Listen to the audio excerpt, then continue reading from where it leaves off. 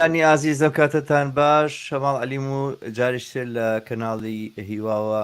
لە ڕێگەی کەناڵی هیواوە لەگەڵ ئێوەی ئازیزم بۆ پێشکەشکردنی بەرنمەیەکی تایبەت گفتوگۆ لەگەڵ فاتح شێخ سەبارەت بە مەنشوری بیزڕێک خراوی ئێران کە چەند ڕۆژ لەمەوبەر لە ئێران دەرکرا. ئەم مەنشورە دیارە دوێنێ دوو بەرنامەی کەش ئێمە قسە و باسمان لەسەر کرد لەلایەن بیزڕێکخراوی پیشەی و مەدەنی ئێرانەوە دەرکراوە. لەم مەنشورەیە کە 12 خاڵ پێک دێت قسە لەسەر ئازادی سیاسی، یەکسانی و بەرابەری ژن و پیا و جیایی دین لە دەوڵەت، چارەسەرکردنی هەموو شێوازەکانی هەڵاواردن، مافەکانی کارگەران، دەسەڵاتی ڕاستەوخۆی جەماوەر، فریاکەوتنی ژینگە، چاکردنی ژینگە و چەندین خاڵی تر سەبارەت بە خواست و داواکاریەکانی جەماوەر لە ئێرانە مەترح کراوە. ئەم مەنشورە بە پێی هەموو چاودێرانەی کە باسییان کردووە تەنانەت ئەوانش کە لە میدیا دەستە ڕاستیەکانە هەنگاوێکی زۆر گەورەیە، وەکو هەنگاوێکی زۆر وێنە و بێ پێشینە وەرگیراوە و قسە و باسی زۆری لەسەر کراوە. دوێنێ ئێمە لەگەڵ محەممەد ئاسنگەران و هەروە لەگەڵ هاوڕێ ڕەحمان حسێنزادە لەم بابەتەوە گفتوگۆمان کرد. ئەمڕۆژ ئێمە میوانداری لە هاوڕێ فاتح شێخەکەین کە ئامادە بوو، ڕازی بوو کە میوانداری ئێمە و ئەم بەرنامەی ئێمە قوبوڵ بکە و زۆر سپاسێکین لە بابەتەوە. بەخێراتی فاتح شێخ، زۆر خۆشحاڵم کە داوەتی ئێمە قوبوڵ کرد بۆم بەرنامەیە. سپاس بۆ تۆ شەماڵگەن، ئێوارەتان باش، ئێوارەی بینەرانی کەناڵی هیواش باش. زۆر سپاس، خوشحاڵم و زۆر سپاس دەکەم. هەر بژیت فاتح. دیارە ئەم بەرنمەیە ئێمە بەرنمەیەکی تایبەتە. ئێمە لە هەفتەی داهاتوو ڕۆژ یەکشەمە بەرنمەیەکی ترمانە بێ، من دواتر ڕیکلامی بۆکەم زنجیرێک بەرنامەمان بڕیارداوە لەگەڵ یەکترا بیکەین، بەڵام ئەم ڕووداوە ڕووداوێکی بێپێشینە و ناوازە و تایبەتی بوو. وەکەوەی کە قسەمان کردووە لە ڕوانگەی تۆشەوە وایە، من لە دوو بەرنامەی پێشووترا باری سەرنجی خۆم و با بڵێم زۆرتر بڵێم ئیحساساتی خۆم، کە ئینسان بۆی هەیە ئیحساساتی خۆشی دەربڕێ لە حەزاتی وایە دەرم بڕیەوە، بەڵام پێم خۆشە ئێستا ئێوە لەم بابەتەوە ڕێی خۆتان بدەن، یاخود بڵێم انتیباعی خۆتان، تێگەیشتنی گشتی خۆتان لەم هەنگاوە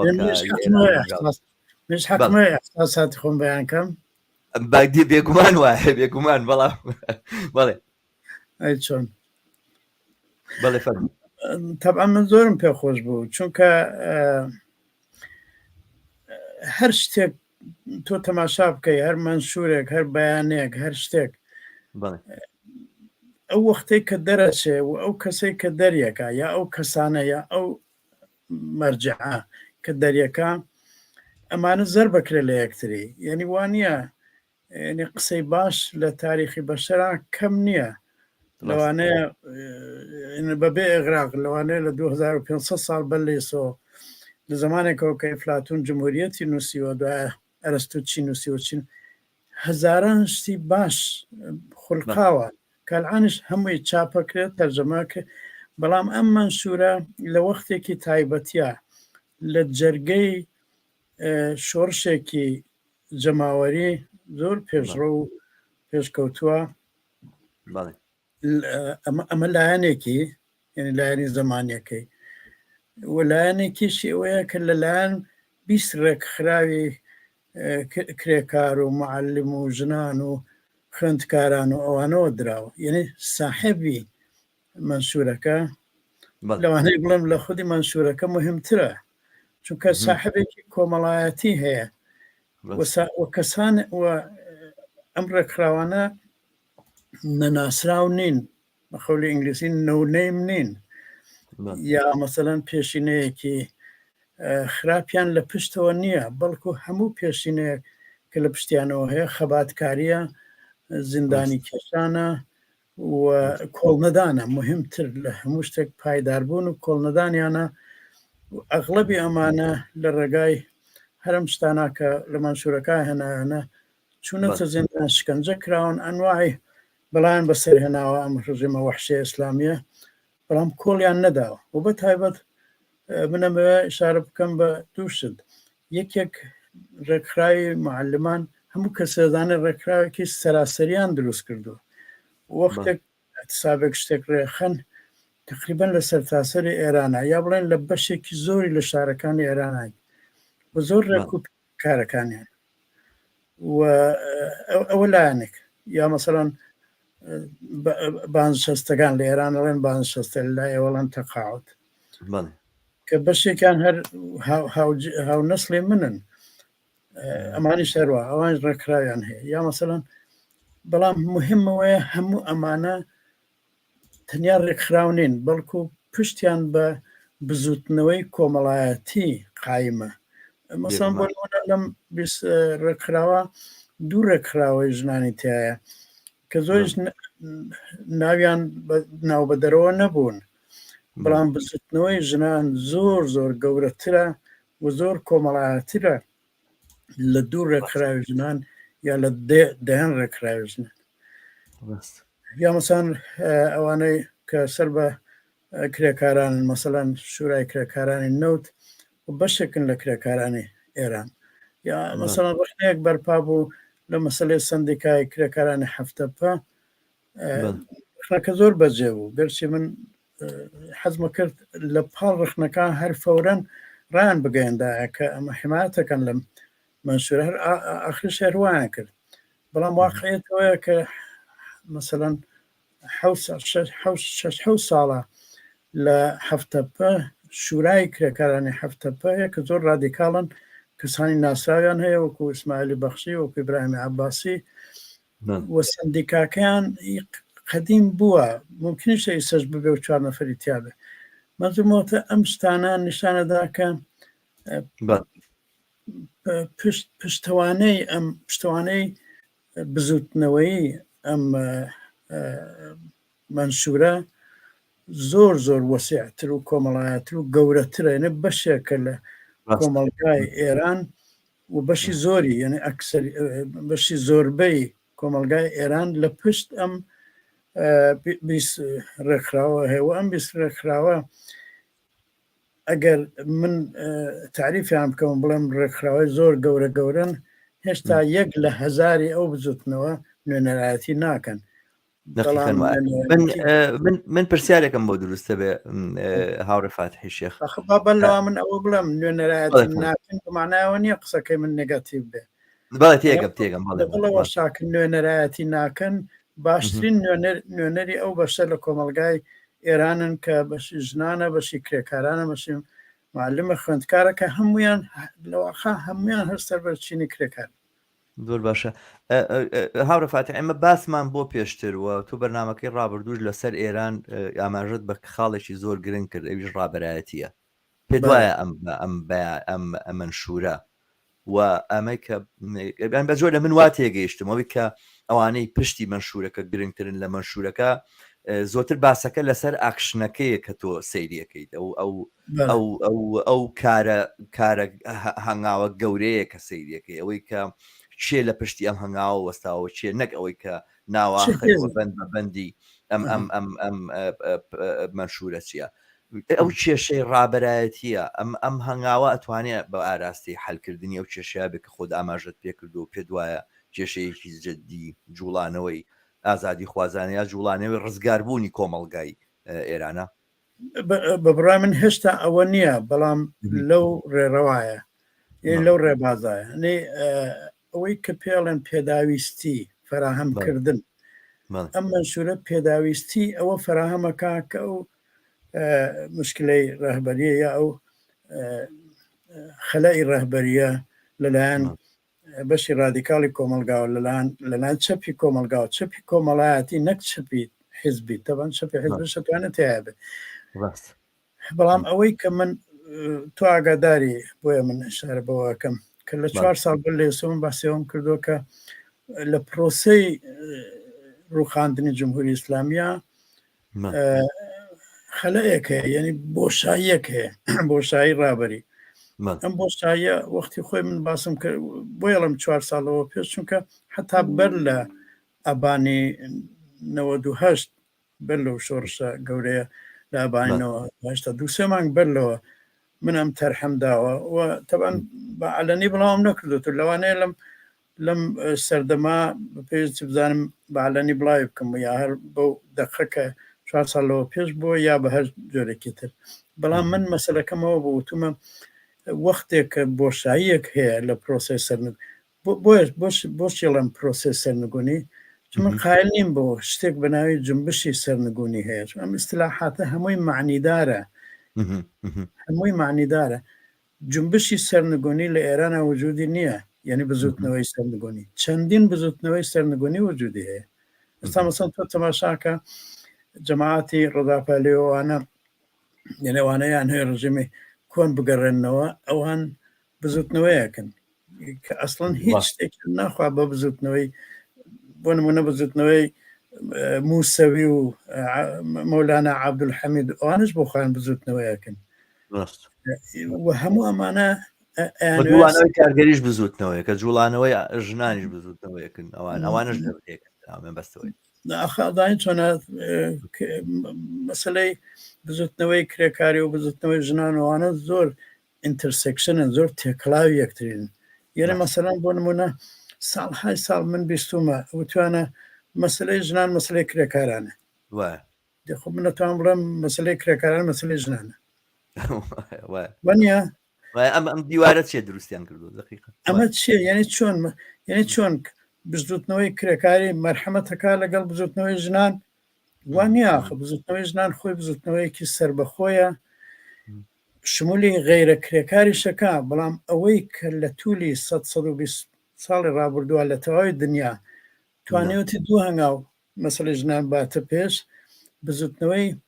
کرێکاری ژنان یا بزوتنەوەی کرێکاران و ژنان یا بزوتنەوەی کۆمۆنیستی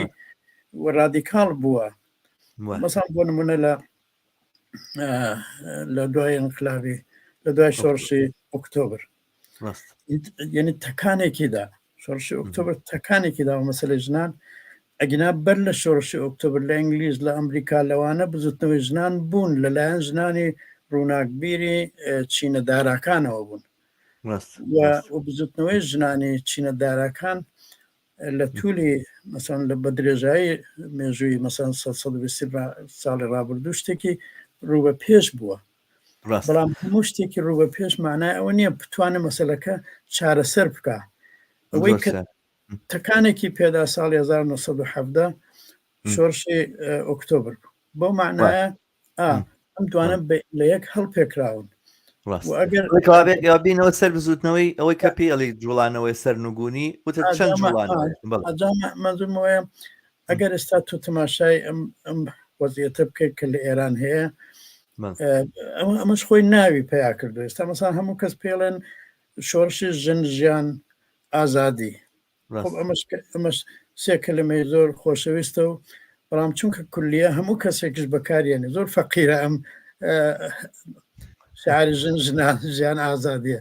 هەموو کەسێک بەکارێنێ چ ئەوانەی کە واقعان عەقیدەیان پێێتی چەوانەی لە دژین میر حسین موسەویش حسێنی موسەوی یا مەسەن جەماعەتی ڕۆداپەلەوان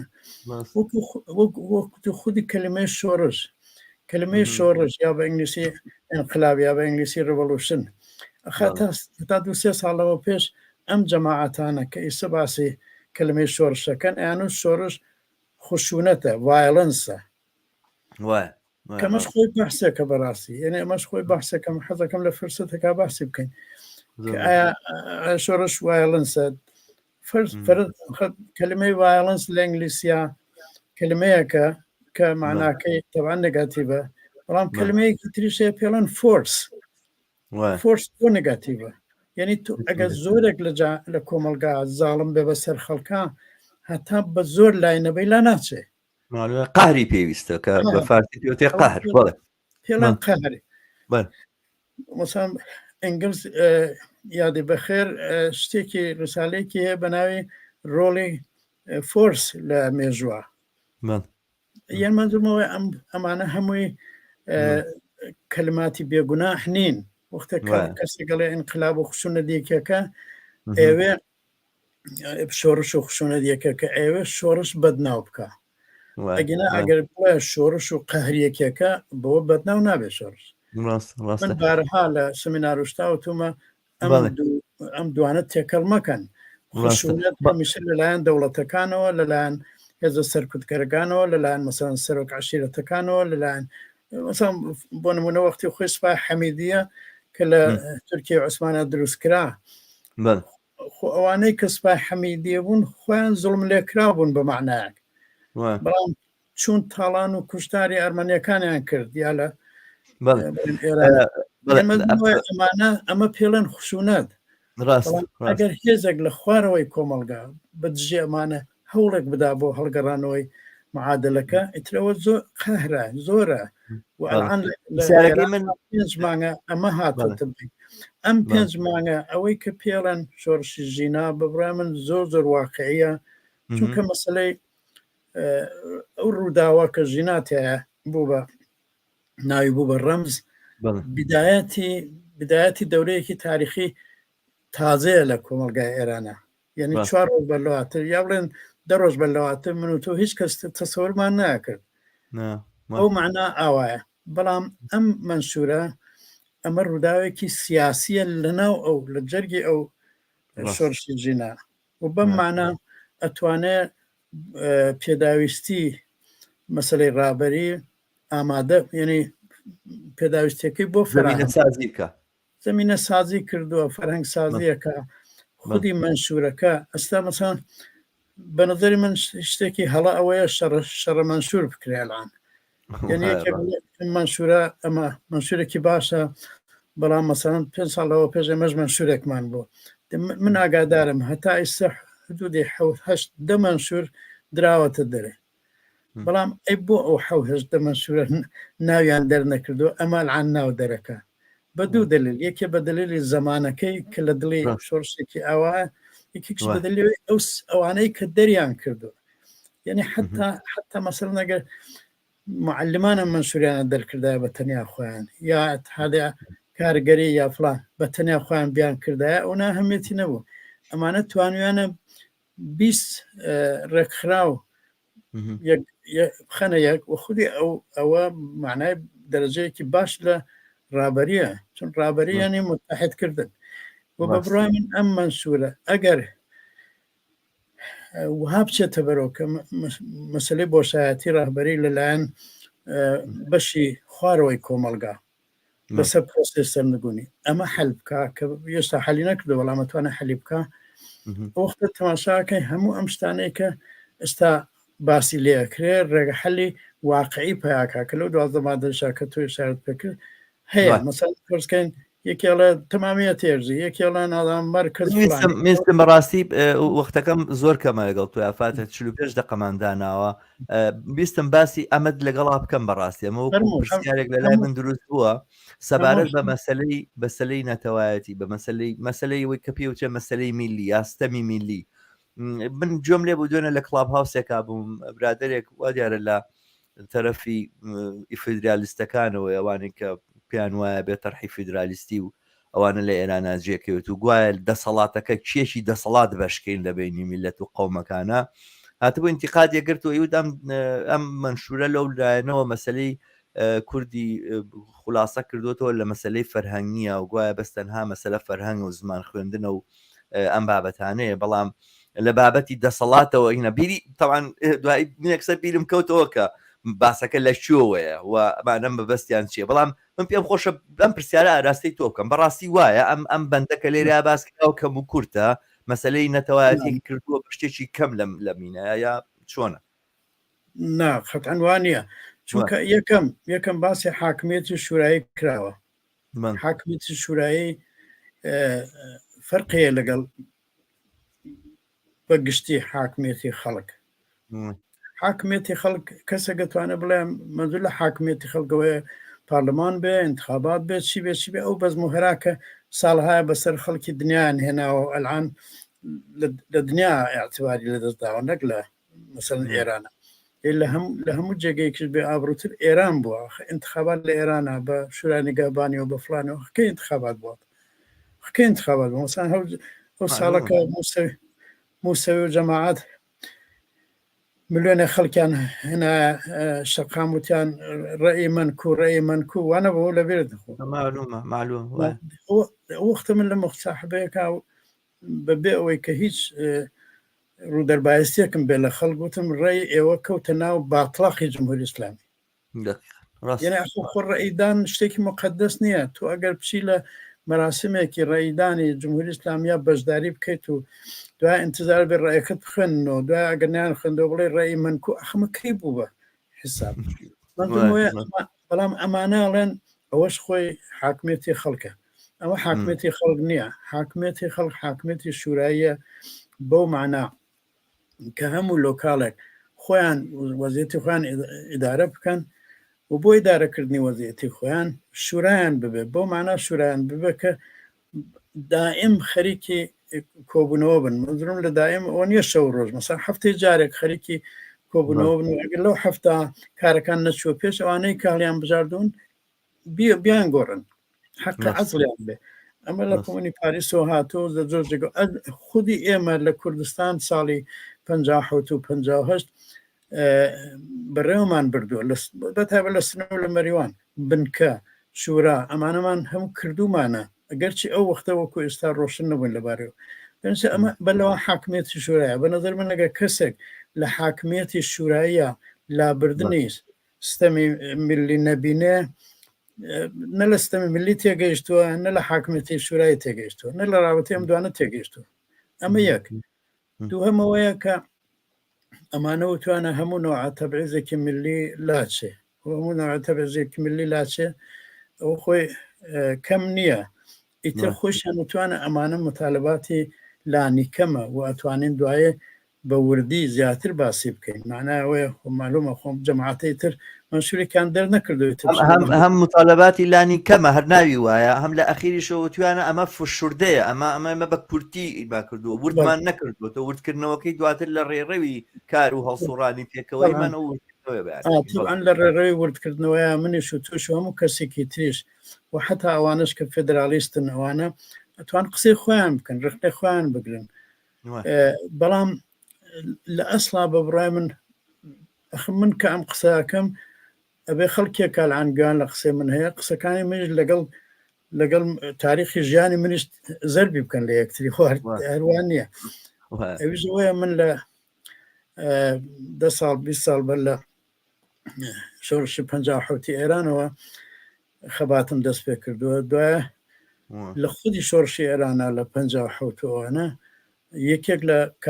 یەکێک لەو کەسانە بووم کە ڕۆڵم بووە دوای لە هەیەتی نوێنەرەتی گەلی کووردا بووم ئەخێ زۆر کەس ئەلان لەوانەیە پێیان شتێکی سادە بێ بەڵام شتێکی سادە نەبوو ئێمە کارێکمان کرد لە کوردستانە کە دوو جار هەیئەتمان لە تارانەوە ڕاکێشا بۆ کورد جارێکان لە نەورۆزی سنا بوو کە شورای ئینقلابی ئیسلامی هەمویان هاتن هەر تەنیا خۆمێنیان لەگەڵ نەبوو هەمویان هاتن تاڵەقانی و بەهشتی و ڕەفسنجانی و بەنی سەدر و کێوکە هەمویان هاتنستنە و لەگەڵ ئەمە دانیشتن ڕاست و لەگەڵ ئێمە دانیشتن و لەگەڵ مەسەن سدیقی کەمانگەر کە لەوێ حزوری بوو مەسەن تاڵەقانی وتی ئەوە کێ فەرمانی داوە هێرش بکەنە سەر پادگان و ئێستا خۆی شاردوتەوە هەموو دانیشت بوون لەسەر ئەستەوان وەختەوان حەزیانەکە لە ساعات دانیشتن نەدان بۆ کورسیان پێش شتێکی سیر بوو سدیقی کەمانگەر کە لە ساعات دانیشت بوو هاتە سەر چۆک وتی منم سدیقی کەمانگەر ئەڵێ چی تاڵەخانی خەریک بوو لەسەر خۆی بچێ بەهشتی قسەکەی گۆڕی مەزمۆتە ئەمە جارێک ئێمە ئەو شورای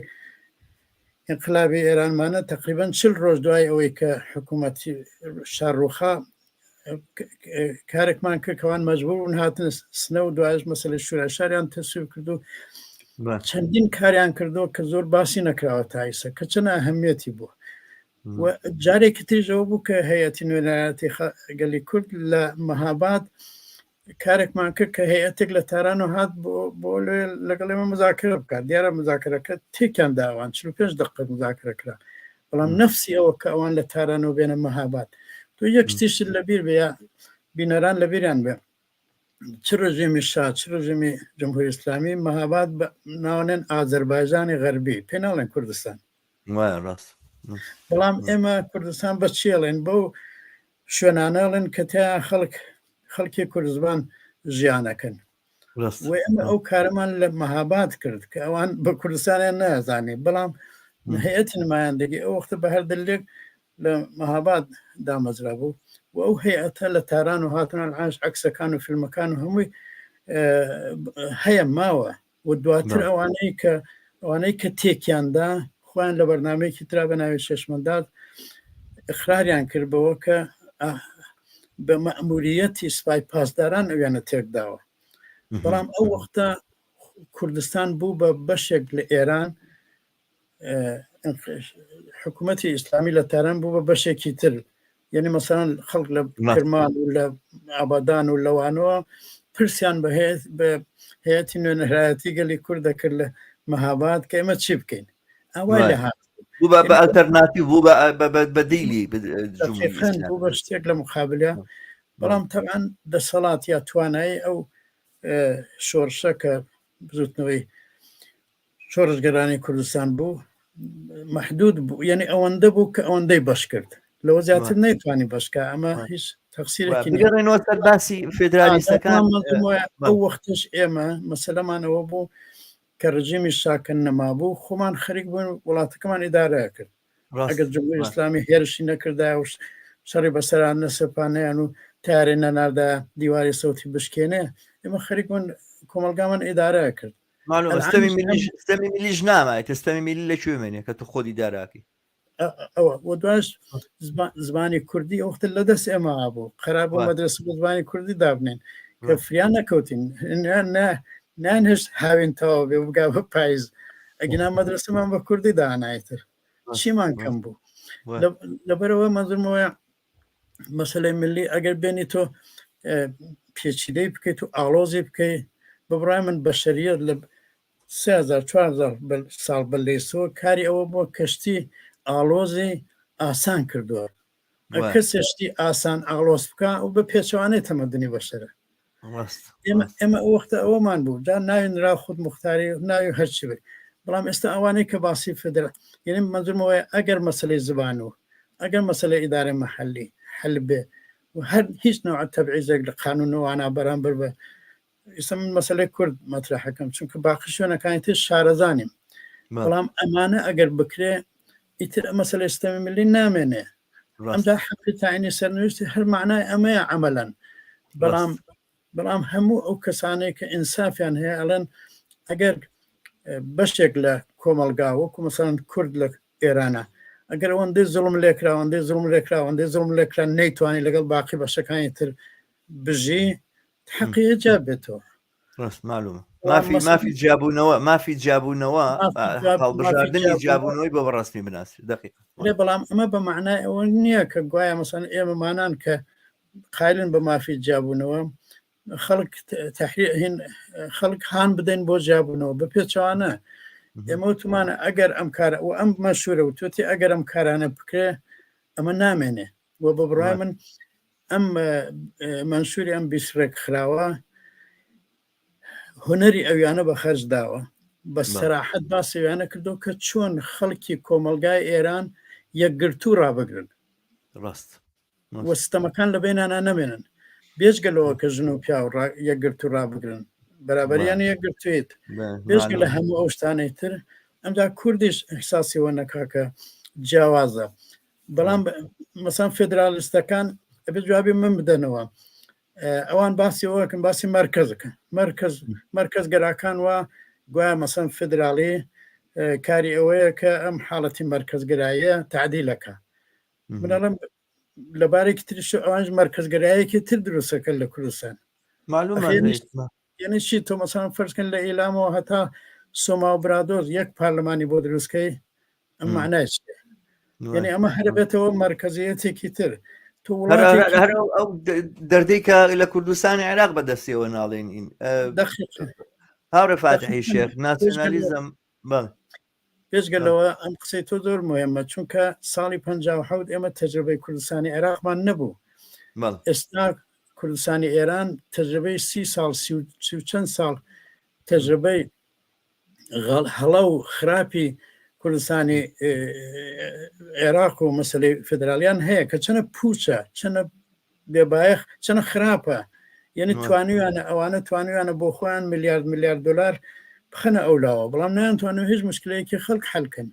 نانتوانێت مەسەڵەن یەک بەنگوس ڕێگەی ئاسن بکەشن لە حاڵەکە وەختی خۆی ئەحمەد موختاری جاب و توێتی ڕێگەی ئاسن بچێتە شاخی هەورامانەوە معلومە ڕێگەی ئاسن ئارەزوو بووە ئارەزوویەکی بەرحەق هیچ کەم لەو کارانیان نەکردووە ئەمانە هەمووی تەجربەیە بۆ ئێمە بەڵام خۆشمان تەجربەمان بۆ بەبڕای من ئەم منشورە ئینە من زەمانە تێکم ئەم منشورە ئەگەر هەر ئاوا بچێ بەڕێەوە و ئەگەر ڕابەرەیەکی باش پیا بکە و کراوە بێ لەبارەی ڕخنە لێگرتن و ئەوانەوە ئەتوانێت هەرچی مەسلەیە کە ئێستا لە ئەجندای شۆڕشی ژینا هەیە کە یەکیان مەسلەی سیستەمی نەتەوایەتیە هەمووی ئەمانە ئەتوانێت چارەسەر بکات بەبێ ئەوەی کە شەڕ و کێشەی لێ بەرپا بێ ئەخە خۆ لازم نییە خەڵکی کوردستان بۆ ئەوەی کە بتوان شوێنەکەی خۆیان ئیدارە بکەن مەجبور بن چەک بکەن شانیان و شەڕ بکەن لەگەڵ ئەرتەشی فەرزکەن جمهوری ئیسلامی یا ئەرتەشی شایە ئەرتەشی فڵان بۆ من مەجبورم شەڕ بکەم بۆ ئەوەی کە مەسەن لە مەریوانە خۆمان ئیدارە بکەن ئەومان کردوێتتر ئێستاش ئەو کەسانە کە فدرالیەکەن ئەیانوێت دووبارە حکوومەتێکی تر دروستکەن کە ئەو حکوومەتە تعینی مەسەن نوێنەر بک بۆ فلان شار و فلان شار و فلان شار چۆن نەخل بە پێچی ئەمە لایەنێکی قەزێکە لایەنێکی تریشەوەی ئەم بینە جەماعەتێک بە ناوی لە خەڵکی کوردستانەوە خەریکن لەگەڵ بەرەی دژ بە شۆڕش بەرەی ضد انقلاب لە ئێران وای خەریکن لەگەڵ ئەوانە سات و سەوداکەن خەریکن نەڵام من نامێ سوکی بکەم بەڵام واقعان خەریکن یعنی خۆیانیان هەر العان خستۆتە موقعەتێکی دەرەجە دوو بۆ ئەوان نەدەم بە پێش ئەمە یەک دوای هەر کەسێک خۆی ئەکا بە دەرەجە دوو بۆ هەر کەسێکی تر کەفی خۆیەتی بەڵام بۆ بە نوێنەری خەڵکی کورد یعنی چی آخر من کەوتمە بیری ئەو شێرەی پیرەمێرد وەختی خۆی ساڵی 1936 لە سلێمانی ڕۆژی ڕەشی شەشی ئەیلول وەفدی کوردستان میلەت فرۆشان ئەو وەختە ئەو حکوومەتە کوشتارێکی کرد لە سلێمانیا خەڵکی کوشت لەبەر دەرکیستەرا و جەماعەتی هەڵسان چوون بۆ بەغا ئەو شارەی وەفدی کوردستان من ئەوەڵان تەکرار ناکەمەوە ئەو شارە فقط ئەوەی ئەو بەشەی تەکرارەکەم وەڵام هەرزە وەکیلی شاری خامۆشان کە وەختە پیرەمێر بۆ جەماعەتی ود ئەمانش کالعانەچن بۆ لای ڕەداپەلەی و نەدام پشتیوانی لە بەیانی موسەویەکەن و چیەکەن بەبڕای من هەرزە وەکیلن بەڵام شاری خامۆشانە وجودی نییە کوردستان ئێستا شاری خامۆشان نییە زۆر جوانە ڕاست ئەمە ئەوە دوای من شتێک تریشە خەمەوە بیری بینەران 3-4 ساڵەوە پێش دەقیق نادام 3 ساڵەوە پێش بوو یا 4 ساڵەوە پێش بوو هەرم جەماعەتە 4 کەسیان نرد 4 کەس لە جێگری سەرۆکی ئەوەختە 4 حیزب بوون سبوون بە 2 حیزب پێڵەن ناوەندی هاوکاری 4 جێگری 4 سەرۆکەکان نرد بۆ ئۆسلۆ لەوێ دانیشتن بەرامبەر بە کەسێک کە نە من و تۆر ناوەکەیمان لەبیرە نە خۆیان لەوانە خۆشیان ناویان لەبیر نەبێت کابراایەکی نۆنەیمی ناڵام چکارە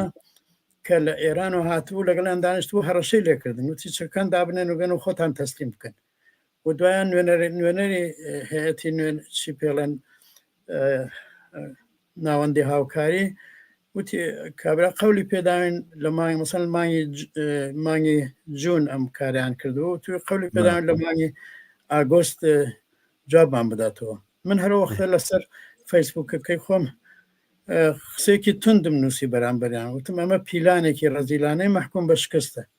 ئێستا ئەتوانم بڵێم پیلان بوو ڕەزیلانە بوو محکوم بە شکست بوو چونکە نە ئاگۆستی ئەو ساڵە نە هیچ وەخت جمهوری ئیسلامی جوابی ئەم 4 بەڕێزەی نەداوە بۆ برا ئەو 4 بەڕێزە ئەو وەختی کە ئەیان ناردن بۆ ئەو وەفدە هەرزە وەکیلیە بە ڕئیسەکانیان خوانیان بۆ تا ئێوە خۆتان بڕۆن ئێستا خۆیانە ڕۆن بەڵام خوانە ڕۆن چیەکەن واخانە لە کام خەڵکی کوردستانە ئەم کابرا ئەم ڕضا پالەوی شتێکی خستە ڕێبەناوی وەکالت خۆمان حتا شتی واشیان نییە واخۆن ئەگەر پیرەمێرد بمایە ئێستا بەمانی بۆ تا هەرزەوەکیل منەمە بەڕاستی ڕاستەکە ئەمانە هەرزەوەکیلن وە ساحبی هیچ شتێک نین یعنی مەسەڵەن ئەو کەسێک کە ناوێنێن بەوەی کە دەبیری نەدام چی کۆمەڵێ ساحبی کۆمەڵە نییە ساحبی کۆمەڵە نییە یعنی ئەو لە دەبیری حزبی کۆمەڵە بەڵێ مەسەڵەن هەر ئەو کەسە وەکو شخص 40 ساڵەوە پێش بەشێک بوو لە کۆمەڵە و بەشێک بوو لە افتخاراتی شۆڕشی ئەو وەختەی کوردستان دوایە وان نەماوایتر ئێستا ئەوە نییەتر هەرچی ناوی کۆمەڵەیە ئەو بە نوشستیە زانێ بە شکستێ زانێ بۆ خۆی ئەوەی بە ناوی کۆمەڵەوە تەواو بووە و کاتە و لی پەشیمانە چۆن نەتوانێت ئیدعای ویراست یعنی بەڕاستی ئەمانە چونکە ئێمە وام لەبیرە ئەو وەختە تۆش گەنجێک بووی لە سلێمانیەوە هاتبووی و ئەو عەزەمەتت دی بوو ئەو وەختە بەڕاستی عەزەمەتێک بوو کۆمەڵە عەزەمەتێک بوو عەزەمەتێکی شۆڕشگەرانە بوو و ئەگەر ئمڕۆ لە ئێرانە ئەڵێن کوردستان چەشم و چراغی ئێران واقعاً منزور ئەو وەختەیە و ئەو عەزەمەتە و ئەو افتخارە ئەگنا باوەڕ ناکەم چەشم و چراغی ئێران بەو جەماعەتە بڵێن کە لە بیکیان وت بە خۆمەینی و هەزار ڕێگەی سازشان ئێستش لە بیکەڵێن بە کوڕەکەیشە ئێستاش لە بەکەڵم بە کوڕەکەش من بۆ ئەمانە بە سەراحەت باسەکەم چونکە لەوانەیە جێلی لەوانەیە نەسلی ئەمڕۆ کە زۆر ئەنێرژەیەکی باشیان هەیە و شارەزایەکی باشیان هەیە لە دنیا بەڵام لەوانەیە ئەو تەجربە کە نەسلی من هەیەی ئەوان نیان بێ لەبەرەوە مەسەڵەن فەرزەن کەسانێکی وەکۆ هەرزەوەکیلانە مەسەڵەن بتوانن کلااو بکەنە سەریان ناتوان کلااو بکەنە سەر کەسی وەک من و نەسلی وەک من نەسلی من ناتوانن ئێمە هەین و هیوادارم ئەوەندەش بمێنین تا ئەم شۆڕشە ئەم منشورەش نیشانێدا فاتح ناتوان کڵاوکەنە سەر ئەوانیش ناتوان کڵاوکەنە سەر ئەوان دەوان زۆر وشیارتر زۆر کارامەتر زۆر ڕۆشنتر زۆر دقیقتر زۆر شۆڕژێرتر و بە ئومێتتر لەوەن کە بتوانن لە قاڵبی ئەمە ئین بێت من یەک بوو لە حەزم هەیە لەسەر ئەمە باقی قسەکان بۆ تۆ جێڵم چەند دقەیەکمان ماوە لەسەر ئەم منشورە فاتح منشور شتێکم بیریەتەوە لە باسکردن لەسەر شۆڕشی ئۆکتۆبەرە سیمیناری ژنێکم بینی قسەی لەسەر ئەو تەحولاتانە کرد کە لە سەردەمی شۆڕشی ئۆکتۆبەرە دوای ئەوە کراوە عیبارەتێکی بەکارێنا زۆر بەلامەوە سەرنجڕاکێش بوو ئەڵێ لە دەورانی شۆڕژە لەو دەورانەیە هەرچیەک تۆ خەیاڵت لێ ئەکردەوە ئەتوانی خەیاڵی لێ بکەیتەوە کە بێتە دی ئەتوانی لە ئەرزی واقع ئامانە پەیاکە من شعورەکەم ئەم ڕۆحیەتە ئەم ڕۆحە لە ناو ئەمهینەیە بینم لە ناو ئەم منشورەیە ئەبینم ینی زۆر سیر بوو بەلامەوە کە ئەوەی BBC بە جۆرێک قسەکەی وا نەکرد بە سەریحی بەڵام BBC کە مقابلەی شەشیانی کردوتی ئەمە حەدی ئەدناکەتان بێ ئەمە لانی کەمەکەتان بێ بە لانی زۆرەکەتان چۆن بێ ئەم بەیانە ئەم منطقە کە لەم بەیانەیە هاتووە لەم منشورەیە هاتووە لە سویدی شان دەکشتی هەیە تحقیق نەکراوە نەبووە تا ئێستا هەوڵی بۆ درێ خەباتی بۆ کرێ جیلێک و نەوەیەک ئەمە پلتفۆرمەکە ئەمە مەشهورەکەی بێ بەدەستی ئەم هەرزەوەشیلانە دەستەمۆ ناکرێ ناکرێ ئەم منشورە لە وەختێک هاتوۆتە دەرێ کە جەماعەتێکی تر لە ناوچی بۆ ئەوەی جۆرجتاون دانشگای جۆرجتاونزی لە ئەمریکا دانیشتن برە قسەیان تەحویلی یەکتریندا و لە دوای شاوتیان ئێمە تا ئاخری مانگی ئەم مانگە منشورێک دێنە دەرێ ئێستا منشورێک هاتووتە دەرێ کە هەموو قسەیەکی تایە یعنی ئێستا خەڵکی ئێران هەموو هێزە سیاسیەکان هەموو حیزبەکان لە بەرامبەر هەڵبژاردنەکان ئەم منشورە هەڵبژێرن یا چاوەڕانیەوە بن ئەوان دوای کۆنفرانسی مونیخ بگەڕێنەوە منشورێکی تر بێن و ئەو هەڵبژێرن بەحسی ڕاهبەری بەحسی هەڵبژاردنە وەختی خۆی ئێمە کۆمەڵەمان بوو ئەو 10 ساڵە لە شەڕ ئێران و عێراقا چونکە کۆمەڵەیەک بوو بە خەڵکێوە مەچن بۆ سەربازی وەختێک فشاریان هێنا کەسێک لە کوردستان بن بۆ سەربازی بۆ شەڕ ئێران و عێراق ئەو ناچوو بۆ سەربازی هات بۆ لای کۆمەڵە ئەو ئینتخابەی نابۆ بەردەم جوانانی کوردستان کە نەچن بۆ سەربازی نەبن بە گۆشتی دەمی تۆپی ئەرتەش جمهوری ئیسلامی. ئێستاش بە بڕای من ئەم مەنسووری 20 خراوە هەڵبژاردنێکی ناوەتە بەردەم مەجموعەی خەڵکی ئێران لە کوردستانەوە هەتا سیستان و بەلوچستان و تاران و هەموو شوێنێک کە ئەمە هەڵەبژێرن یا بەیانەی موسەوی هەڵەبژێرن، ئەمە هەڵەبژێرن یا منشورێکە قەرار ڕضا پەهلەوی و ئەوانە دەریکەن. بەڕای من ئەم شتەی کە ئەلعان مەخسوسەن هەراهەرەیە کە بەرپا کراوە بۆ ڕضا پەهلەوی هەر لەم 4-5 ڕۆژە دەرکەوتووە کە چەندە لەسەر ئەساسی درۆیە. و من شتێک ئضافە دەکەم کە مەربوتە بە ژیانی خۆم، من لەم ژیانم لە دەورەیە کا بووە کە ئەم ڕەزاشیان لابرد و کوڕەکان داناوە دوایش ئەوشیان لابرد. پەهلەوی خانەدان نییە، بڕۆن تحقیق بکەن. وەختێک ڕەزا میرپەنجیان کرد بە شا حکمی کردوتی هیچ کەس نابێ ناوی فامیلی پەهلەوی هەڵبژێرە. خانەدانێک بوون وەختە لە مازەندران ناوی پەهلەویان بوو پیان گۆڕین. یعنی ئەمە خۆی چاعلێکە پەهلەوی لە کۆنە. بەڵام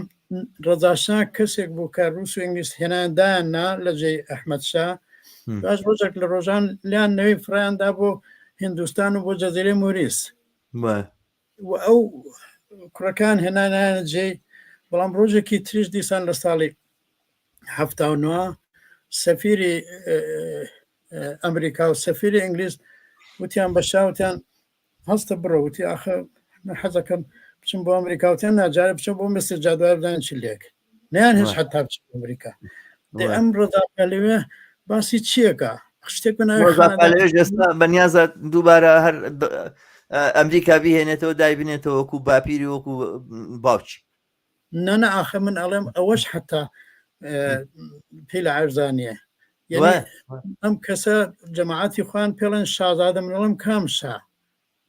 ئەڵێن سلسلە پێڵم کام سلسلە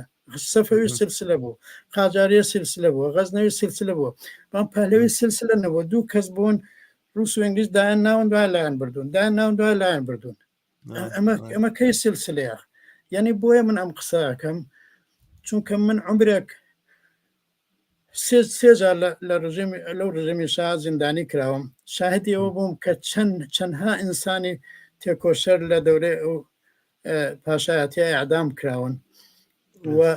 ناتوانەوان کڵاو بنێنە سەر خەڵکو یەکی وەکو من ساکت بێت. ساکت نابم ئاخر بێدەنگ نابم. هەزاران قسەمانە هەزاران کتێب لەم بارەوە نووسراوە. یعنی سکانداڵی ئەمانە ئەوەندە بێپایە هەر لەم هەفتەی ڕابردووە بەشێکی زۆری ئاشکرا بووە. کابراک هاوارەکە نەدام لە لۆس ئانجلس یاسیڵێ ئەو وڵین شعاری خەڵکی سنەوە بووە ژن ژیان پەهلەوی ئەڵە دوای بە تەزویر کردوانە بە ژن ژیان ئازادی. زانی چۆنە ئەمانە یامسنا خودی ڕضا پەهلەوی باسی چیەکە ئەڵێ 25 سەدە لەمە بەر کوورش منشورێکی دەرکردو حقوق بەشەر لەوێ سەرچاوی گرتووە. دوای ئەمریکا لە کوورشەوە فێر بووە. خەم قسانە ئیمڕۆ کێ ئەیکا ئاخر یعنی کێ باوەڕی پێکە ئەگەنە معلوم ئەوانەیکەن معلوم ئەوانەیکەن. بەڵام ئەو نە سلسلە پەهلەویەکەی سلسەیە وەنە کوورشەکەی بە کەڵکیەوەیە ئیمڕۆ تاریخی مێژووی پێ دروستکە. مێژووی ئێران مێژووی ئێرانی معاسر ئێرانی مدرن هەمووی 150 ساڵە. لەم 150 ساڵات چی قەوماوە لەگەڵ باقی جەهانە قەوماوە نەک بە تەنیا لە ئێرانە. وتواژ مەسەڵەن فەرزکەن ئەمانەڵێن شاوتوەتی ارتجاعی سرخ و سیا. ئەخ ارتجاعی سرخ ئەو بەهێنیەوەی دەتر بە لایەنگرانی سۆڤێتیەوت ئەو خۆی لەگەڵ سۆڤێت معاملەی کرد لە چوو بۆ سۆڤێت. دوایە خانمی کە فەرەحی دیبایە چوو بۆ چین. ئەو وەختەی کە ئەو لە چین بوو لە پەکەن بوو من لە زیندانی قەسر بووم بە تەلەڤیزۆنم دی. ئەخ ئەمانە درۆکەن ئەمان خۆیان لەگەڵ ارتجاعی سووریش بوون ئەگەمەزوو لە ارتجاعی سوور رووسیا و چینی ئەو زمانەیە و لەگەڵ ارتجاعی سیاهش بوون کە مەلاکانی قۆم و مەشهدوانەیە. منزوم وایە ئەم قسانە بۆیە ئەلعان لازمە چونکە ئەلعان منشورێکی 20 ڕێکخراو لە ئێران دەرچووە کە جوابی هەموو مەسلەیەکی شۆڕشی ژینا ئەداتەوە و هەڵبژاردنێک کە خاتە بەردەم هەموو کەسێک لە ئێرانە و لە دەرەوەش هەتا ئەی خاتە بەردەم من و تۆ کاناڵی هیوا و هەموو شتێک ئێنێگەت هەفتەیەک لەمەبەر ئەگوە زۆر هەوڵمان بدایە ئەتا بمانتە ئەمەی ئەوانەی لێن بەکەڵک نایە الان منشورێک هاتووەڵێ ئەمە منشوری منە ئەم منشوری بەشی کرێکار و بەشی معلم و بەشی ژنان و بەشی خوارەوەی کۆمەلگایە چینێک من یەک سەرنجی کەشم بۆ دروست بوو فاتحکە بە بڕای من بایەخی هەیە ینی دیقەتی بینیە کە باسی ڕێکەوتنی بینی ئەحزابەکانەکری ئەم کۆبوونەوەیشیان کرد ئەوە 2 ساعاتێک بوو پێکەوە قسەیان کردوانە و نازانم چەندی ڕێکیان خوێنەوە بەیەکەوە بەحساب کە هیچی ناوت هیچ باز ناکات لەو دیێڕانە پێشتریش حەفلەیەکیان مەبەستەمەوەی جۆشتاونە ئەو کۆبوونەوە ئەو شتێکەکە خوێنیانەوە لەوێ دواتریش پێشتر ئاهەنگێکیان جێرا بۆ جووکە ئەخر تویت بە کوردی بێ بە جووکەوان نیە بەچی هەر جووکەیشیان کرد بەیەکەوە ئەوانە کردیان بە حەفلە و ئین بەڵام لە بەرامبەرە کارگەر و زەحمەتکێش و مامۆستا و ژن و خوێنکاری ئێرانە بینی لەسەر 12 بەندی ئاوا گەورە کە ئەتوانێ فەحوا و ناوەڕۆکی دەستوری داهاتووی وڵاتێک بێت یاخودلانی کەم بەشێکی گەورەی ئەم دەستورە بێ لێریا زۆر بە ئاسانی لەسەری ڕێکەوتون وانە هەموو پێکەوە ئەمان ئیمزا کردو بەیز ڕێکخراویش لە شوێنی جۆر بە جۆر لە ئەهوازەوە هەتاکو و کوردستان ئەمانە هەموو پێکەوە کۆبوونەوەوانە ڕێکخراوی گەورەشن ینی ڕێکخراوی مامۆستایان ئاخر چەندین هەزار خەڵکی لەگەڵا بووە چەندین خۆپیشاندان ئەگەر بە ملیۆن نەبێ لاکولانی کەمە سەدان هەزار کەس لە شارەکانی ئێرانە خۆپیشانە هەموو ئەمانە کۆبوونەتەوە لە دەوری ئەم منشورە زۆر دقیق و زۆرێک هێشتا ژەڵێن چی هێشتا ژەڵێن ئەمە مختصرە دواتر ورتریش یەکەینەوە ئەمە نیشانی ئەدا کارگەر ئەتوانێت کۆمەلگا بەڕێوە بەرێ کارگەر وەکو سەرمایهدار نییە لەبەر خاتری شتێک بەرژەوەندی و قازانج کۆمەلگا تێک بدات و بیکا بە گۆمی خوێنەوەکۆی لە سووریاکرێت لە عێراقاکرێت لە شووەکرێ کارگەر دەتوانێت پێکەوە ئاشت بێت پێکەوە ڕێکەوێ کورد بێت فارس بێت تورک بێت عەرەب بێت ئەمانە بایەخی نییە ژن بێ پیاو بێ بایەخی نییە هەویەتی جنسی تری هەبێ جندەری تری هەبێ یاخود پیاو بێ ژن بێ فەرقی نییە هەموومانەتون پێکەوە ڕێکەون و کۆمەلگا بەڕێوە برن ئەمە حەقیقەتی ئەم منشورێکە ئاشکرایەکە شتی وا هەیە لەم منشورە ئەو جەماعەتی ڕەداپە لەوێ و موسەوی ئەوانە قەت ناتوان هەتا بە زوانی بێنن معلومە مەسەن لێرە باسی کوێر کراوە تاسە لە ئێران من نەبیستەوە هیچ جەرانێک باسی کوێر بکە لە حاڵەکە شتێکی زۆر ئینسانیە تازە لە ئەوروپا و لە ئەمریکا ئەوانە خەریکن قبوڵیەکەن یا ئەوەی کە پێڵەن ڕەنگین کەمانی کۆرکە زێڕینەی مەزومەوەی تەنیا ئەمانە نییە مهمترین مەسەلە ئەوەیە کە ئەمانە ماوەیەک باشە ڕاستە ئێمە لە دەرەوەین بەڵام ئەو شتەی ئەو هەوایی کە لە ناوەوە جەرانی هەیە جاروبار ئێمەش لێ ئاگادارین ئەزانین کە زیاتر لە 2 مانگ ئەمانە خەریکی ئەم شتن ڕاست بێژگەلەوە کە چەندین ساڵە خەریکی خەبات و هاوکارین بەیەکەوە وەختی خۆی لەبین وەختی خۆی مەسەلەن لە سەقز و لەوانە یەکی ئەیارەگیرا مەسەلەن هەیەتێک لە ئابادانەوە لەلایەن کرێکارانی نەوتی ئابادانەوە هاتن بۆ سەقز بۆ پیرۆزبایی ڕۆژی وەڵی ماهمە لە کرێکارانی سەقز یعنی ئەمە خۆت یەکەم جار نییە یا مەسەلەن 35 ساڵ بەر لەیسە لە یەکی ئەیارێک یا بڵێن ئەوڵی ماهمەیەک لە سنە گیرا لە پاساژی عێزەتی کە بڕای من یەکێک لە شانازی یەکێک لە ئفتخارەکان کلمە شانازی بەکار نابم یەکێک لە ئفتخارەکانی ئەو وەختی کۆمەڵە ئەوەیە ئەوە بوو تەسیراتێکە وەختە کۆمەڵە لە شاری سنەبووی لەوا دەرکەوت کە دوایە جەماڵی چراغوەسیان هەر لەسەرەوەی ئادام کرد یعنی ئەو شتا ئەو وەختە ئەنواعی بەیانی و قەتنامەوانە درار کە معلوم بە هاوفکری کۆمونیستەکان بوو کە ئێستا ڕنگدانەوەی لەم ڕێکخراوەی تۆ بینی یعنی ئەوەی کە ئێمە ئەو 10 ساڵە کردومانە یا کۆمونیزم لەو 10 ساڵە کردوێتی لە ئێران و لە کوردستان ئێستا سەمەرەکەی خۆی لەمادا ئەمە ئەم ڕێکخراوە ڕێکخراوەی غیرە حیزبین یعنی هیچ حیزبێک بە بڕای من وانە واقعی نییە هیچ حیزبێک وانیشان بدا کە گوایهی ئەوە چۆتە ناو ئەمانە هی کۆمونیزمێکە کە لە دوای ئینقلابی ئێران بوو ڕژێمی جمهوری ئیسلامی هەر بۆیە هات سەرکار کە ئەو کۆمونیستانە و ئەو ئینقلابە سەرکوت بکە، یعنی ئەو شۆڕش سەرکوت بکار بۆیە ئێمە پێمانەوە دژی شۆڕش بەڵام ئەوان دژی شۆڕش بە ناوی شۆڕش. ئێستاش ڕەزا پەلەوی خەیاڵی هەیە ڕۆڵێکی ئاوا بکە ناتوانێت بیکە بێژگەلەوە کە چەندە خلافی دوار ڕۆژی کۆمەلگای ئێران و 86 ملیۆن خەڵکە، بەڵام هەر بۆی ناکردەسن بۆی ناچێتە سەر حاڵەکە بە قەولی تۆ بەشی خوارەوەی کۆمەلگات لەم 5 مانگیشان نیشانیانداوە ئەو شتەکە بە ذهن ناگەیشت کە ممکن بێ ممکنیان کرد بە خەولی برشت وتی واقعبین بن بەشێنەوە بڕۆن کە مستحیلە کاڵەن مستحیلە ئەو شتێک کە مستحیلە بیکەن واقعبین بن و داوای مستحیلکەن داوای محاڵ یعنی ئەوە یعنی محاڵەکان بکەن بەشتی واقع لە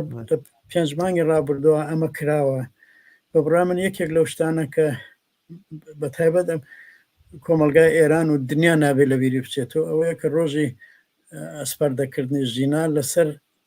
لەسەر بلۆکی پاڵ قەبرەکەی باوکی ژینان نووسی ژیناگیان تۆ نامبری ناو دەبێتە ڕەمز. ئەخە چ ناوێک لە دنیا لە تولی 100 ساڵی ڕابردووە ئەوەندە بۆتە ڕەمز. ئەوە دوایش واخان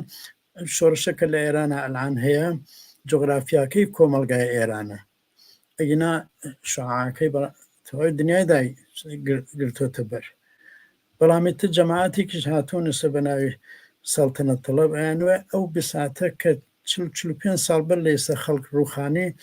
دووبارە بیژێنەوە. ئەخ ئەوان شتەکان بۆ ناکرێت نێ بۆیان ناکرێت بەدەلەوەی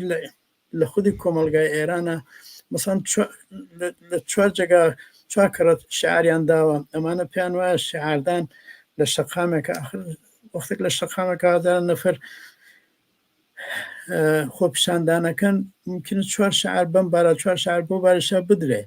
بەڵام ئەو هێزە کۆمەڵایەتێک کە لەعان چۆتە پشت ئەم منسوورە ئەو هێزە کۆمەڵایەتە هەر بەڕاستیش هەر لە ناو منسوورەکەشیان نووسیانە ڕێگە نادەن بۆ کە ئەم هێزانە بتوان ئەو شۆڕشە سەری بکەن بژێر هیچ دەسەڵاتێک ڕێگە نادەن هیچ دەسەڵاتێک لەسەرەوە دووبارە تەشکیل بدرێتەوە. دەخێخن ئەوان ڕاگەیاندووە و بێژگەلەوە ئەوان ڕاگەیاندووە ئەوەندەی من لەم 3 ڕۆژە دیومە 3 ڕۆژە پێم وایە بەرە 3 ڕۆژە بڵێ 3 شەمەوە بەڵێ لەم 4 ڕۆژات یعنی حتا بعضە حیزبێک کە چاوەڕوان ناکرا پشتیوانی لێ بکەن پشتیوانیان لێ کردو. ڕاست مۆتا حیزبێک بەناوی حیزبی چەپ کە بەرحاڵ من سە باسی ناکەم چونکە هەر بۆ کە پشتیوانیان کردووە لەمە بە بڕای من جێ تەقدیر، بەڵام تقریبان هەموو حیزبەکان هەموو ئینسا و دوایش من بیستم کەسێک ئظهار نەزەرێکی کردووە لە ئەمە شتێک کە پێڵەن کلاب هاوس من بەرحاڵ نەچووم بەڵەد نیم لەو فەزای کلاب هاوس، بەڵام گوایان لەوێ کەسێکی ئەدیب یا دکتۆرای ئەدەبیات چۆتی بێژگەلەوەی کە ناوەڕۆکی ئەم بەیانیە ئەو منسوورە چەندە جوانە ئەدەبیاتە فارسیەکەی چەندە جوانە. ئێمە خۆی تعریفێکی زۆر مهمە چونکە من نازانم ئەمانەی مەسەڵەن فەرزکەین بەیانی موسەوی یا بەیانی خاتمی یا قسەی خامنەی یا نادام قسەی ڕەزا پەهلوی کامی بەقەی ئەم منسوورە ئەدەبیاتەکەی وەکو ئەدەبیات ئاوا ڕۆشنە و لە تولی بەبڕای من لە تولی مێژووی ئەدەبیاتی ئێرانە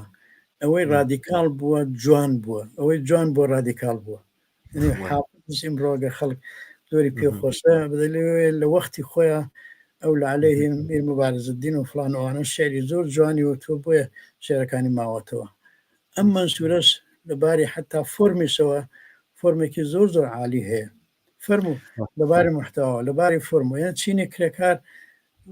و ئەم ڕێکخراوانە نیشانیان داوە کە لە هەموو بابەتێکەوە شایستەی ئەوەن کە کۆمەلگای ئێران ئیدارە بکەن و هەرچی کەسێک کە بتوانێت 4 قسەی باش بکە 4 شتی باش بدۆزێتەوە 4 شتی باش اختراع بکە هەمووی پشتیوانیەکە لەمە بە شەرتێک ئەمە ئەڵبەتەوتم هەنگاوی دواتر ئەمە هەنگاوەکە هەنگاوێکی مهمە هەنگاوی دوای ئەمە ئەوەیە کە ئەوان ئەو بۆشایی ڕەهبەریە پڕ بکەنەوەنی ڕەهبەریش مەزور منەوە نییە کە حتمما جەماعاتە بن هەمویان ئاشکرا بن ئێستا کەسانێک هەند ناو بزوتنەوەی کرێکاریە کە وجودی علەنیان هەیە وەکو ئیسماعیلی بەخشی وەکو جعفەری عەزیمزادە زۆر کەسانی وا کەم نین بەڵام لە تولی 5 ساڵی ڕابردووە هەزاران مانگرتنی کرێکاری ڕوویداوە ئەم مانگرتنە کرێکاریانە هەر کامە ڕابەری خۆیان بووە معناوەیە لەوانەیە هەزاران ڕابری کرێکاری فعالی کرێکاری ببن کە من و تۆ نایان ناسین لەبەرەوە ئەتوانن شکر بدەن بە ڕابریەکی جەمعی کە هەمووشی علەنی نەبێت ئیبرازی وجود بمانە علەنی بوون نییە چوارێکیان علەنی بن لەوانەیە کافی بێ ئەگەر و کارەکەن ئەمجا مەسەلە ڕاهبەریە حەلە بێت چون ڕاهبەری بەبڕای من تاوجەگە من ئەناسم ئەم حیزبانە کە ئێستا حزبی چەپن هیچ کامیان لەواخەل ئەو زەرفێتیان لە خۆیان نیشان نەداوە و لە دەرەوەیشن فەرقان هەیە ئەوان لە ناوەن ئەوان لەگەڵ بزوتنەوەکە شەو ڕۆژ تێکەڵن لەبەرەوە ئەوانە توان ئەم مەسەلە حەلکەن واگەر حەلیکەن ئەگەری نییە هەتوان حەلیکەن لە ئێستەوە هەتا حەلکردنی ئەم مەسئلە هەتا سەرکەوتنی ئەم شۆڕشە هەموو حیزبێک هەموو شخصیەتێک ئەبێ پشتیوانیان لێ بکە و بەبڕای من هەر وەختێک شۆڕشە ڕووەدا لە کۆمەلگایەکە سەر لە نوێ هەموو حیزبەکانە بێت تاقیکردنەوە بدەن یعنی هیچ حیزبێک کە مەسەن لە 40 ساڵی ڕابردووە بووە لە خۆ ناچێتە ناوم شۆڕشە بەڕای من یەک مەسەلەش هەیە فاتح بە نظری من مهمە وشەیەک هەیە بە ئینگلیزی پێڵێن ئینتەرنەڵایز ینی ئەو شتەکە ئەو واقعیتانەی کە وجودی هەیە ئینتێرنیکەی لە خۆتە بیکەی بە بەشێک لە وجودی خۆتۆمانە کۆمونیستەکان و ئەحزابە کۆمونیستەکان پێویستیان بەوەیە شۆڕژ ئینتەرنەڵایز بکەن ینی شۆڕژ بگرنە ئامێز و بیکەن لە ناو خۆیان لە وجودی خۆیانە دووبارە بەرهەمی بێنەوە پێویستیان بەوەیە شۆڕژ دیاردەیەکی دەرەکی نییە کە تۆ بڕۆی جڵەوی بکەیت و ڕابەرایەتی بکەیت بە تەنها ئەبێ ببی بە بەشێک لە شۆڕژ وەک چۆن بەرشەفەکان بوون بە بەشێک لە شۆڕژ بەرشەفەکان هەر ڕابەری شۆڕژ نەبوون شۆڕژ بوو بە بەشێک لەوان و ئەوان بوون بە بەشێک لە شۆڕژ بۆ توانیان سەرکەوتن ئاخر ڕاستە بەڵام بەعزە وەختێکیش هەیە بەڕاستی حیزبێکە بێ بە ڕابەری شۆڕژ ڕاست بەڵام لە ئەلعانی شۆڕشی ژینا ئەمە نییە بەپێچوانە ئێستا ئەم منسوورە کارێکی وای کردووە کە حیزبەکان ئەو منسوورە تەیید دەکەن معناوێ ئەوان هەنگاوێک لە پێشن لە حیزبەکان و هیچ مشکلەیە نییە ئەمە تانەوتە شەر نییە لە حیزبەکان ئەگەر حیزبەکان چوار هەنگاویش لە پاشەوەی ئەم منسوورە بن بەڵام ئەم منسوورە تەیید بکەن معناوێ هەڵە نەچوون ئەگینا ئەگەر بکەونە تەردیدکردن و فلانەوانە مەزورم تەردیدکردن خراپە یعنی گومان دروستکردن خراپە ئەگینا ڕخنەگرتن ئەسڵەن خراپ نییە و بە تایبەت بە بڕای من لە مەیدانی خەباتی کرێکاری و ژنان و ئەوانە ڕخنەگردن شەرتی بەرەو پێشچوون باشە فاتێکمان بوو بە سەعاتێک پێ بڕم حەزەکەم آخر قسەکانی خۆت لە دقەیەکە بکەی بۆی کە بەنامەکە لە سەعاتێک درێژتر نەبێگەن ناتوشیخان منەڵێم منسوورێک هاتووچە دەرەوە کە ئەم منسوورە بۆ ئینقلابی ژینا سەنەدێکی بەدەستەوەدا و بەڵگەیەکی بەدەستەوەداوە کە ئەم بەڵگە توانای ئەوێ هەیە کە ئیمکانی هەڵبژاردن بە خەڵک بدا یعنی مەسەڵەن ئێستا با من ناو ببم یەکی وەکو حامدە ئیسماعیلیۆن کەسێک بۆ پێشینەیەکی زۆر ئەوەی هەیە و خۆی شخصێکە کە ئینسان حرمەتی بۆ خایلە لەوانەیە چونکە بەرحاڵ ئەو لە جۆرجتاونەوەوانەشا خۆی نیشاندەوە لەوانەیە ئەم منسوورە ئیمکان بدا بەو کە و ئەم ڕێگە هەڵبژێرێ چی لەوە باشتر بەڵام ئەوانەیە کە لە توولێم 40 ساڵە هەمیشە لەسەر ئەم بەندانە و لەسەر شتانە هەوڵیان داوە تەبەن ئەوانە بێ هەڵی بژێرن ئەمە بێزگەلەوە بە بڕای من بەشێک لە چەپ هەن کە زۆر پرژ و بڵاون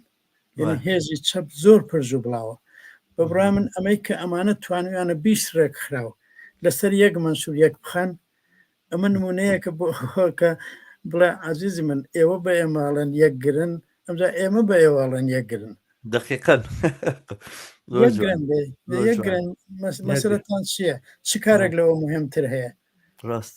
ئەوانەی کە نزیکن بە یەک و بەرنامە و ئەوانان وەکو یەک وایە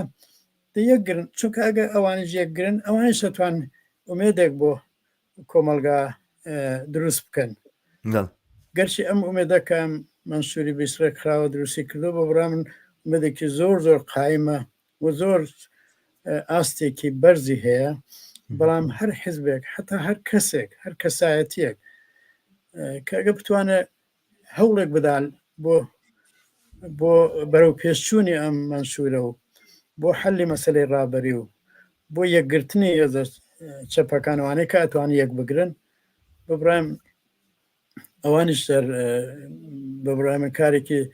زۆر باشەکەن و جێی پێزانینە پێزانین بەبراون یەکێک لە مهمترین خصلەتەکانی ئینسان بۆ لە ڕۆژێکەوە کە بۆ بە هۆمۆساپینس پێزانین معنە هەوە ئەگە کەسێک مەسەلەن فەرزکە ئاگرێک بەربوو لە چادرێکە ئەو یەکێک چوو ئاگرەکەی کوژانەوە ئەبێ تەقدیری لێ بکەیت ئێستا شۆرشێک بەرپایەکەم شۆرشە بازە کەسێک خەریکن سەری بکەن بەژێر ئاوە دەی کۆمەڵانێکی زۆرش بەتابەت دوێنێ شەو ئێمڕۆ کۆمەڵانێکی زۆریش هاتوون ئەڵێن ئێمە ڕاستە تۆزێک کەس بووین بەڵام دیسان هاتوونەتەوە مەدان گیان فیداییەکەن تایس 500 کەس گیانی خۆیان ناوەتە سەردەست بۆ ئەم شتە سەرخستنی ئەمە پێزانینی دەوێ یعنی ئەگە پێزانین نەبێ ئەوەی لە ئینگلیسی پێڵەن ئەپریشیشن ئەگە پێزانین نەبێت تەعاونی بەشەری ناچێ بەڕێوە ڕاست بەرحاڵ زۆر سپاس زۆر باشە زۆر سپاس بۆ تۆ فاتێکیان زۆر هیوا ئەوەندەی کە من دیومە کاناڵی هوا بەڕاستی پێزانینی هەیە بۆ ئەم منسوورە و دەستان خۆش بێ هەر بژی زۆر سپاس دەکەم فاتێکیان زۆر خۆشحاڵ بووم کە داوەتی منت قبول کرد دووبارە سپاس دەکەم بەڵێدەوەی کە لە نزیکترین فرسەتیشا دووبارە پێبینەوە بۆ پێشکەشی وەرنامەیتر حتمما بەبرا من کاناڵی هیوا بەخشە مێشتا ئەوجێکە بتوانم بە شێر و بە لێکدانەوە ئەو هیوا تەقوێت بکەم زۆرم پێخۆشە هەرمێنی بۆمان زۆر سپاس هەر بژیت بەڵێ هاوڕێیان و ئازیزان بەم جۆرە هاتیینە کۆتایی بەرنامەی ئەم ڕۆژمان بەرنمێکی تایبەت بوو گفتوگۆ بوو لەگەڵ فاتح شێخ سەبارەت بە منشوری 20 ڕێکخراوی پیشەیی و مەدەنی لە ئێران منشورەکە لە فەیسبوک بڵاو بۆتەوە و دواتر لە ژێر ئەم ڤیددیوێ لە یوتیوب دای ئەنێم یاخود لە فەیسبوکیش هەروە دای ئەنێم سەرنجتان پێشنیارتان ڕەخنەتان ئیزافەیەکتان بۆ ئەم باسانە باسەکە دەوڵەمەندترەکە زۆر سپاسدانەکەین تا ئێستا بینەرمان بوون تا بەرنمەیەکی تر و یەکتر دیتنەوەیکی تر بە شادی و کامەرانیتان سپێر هەر بژی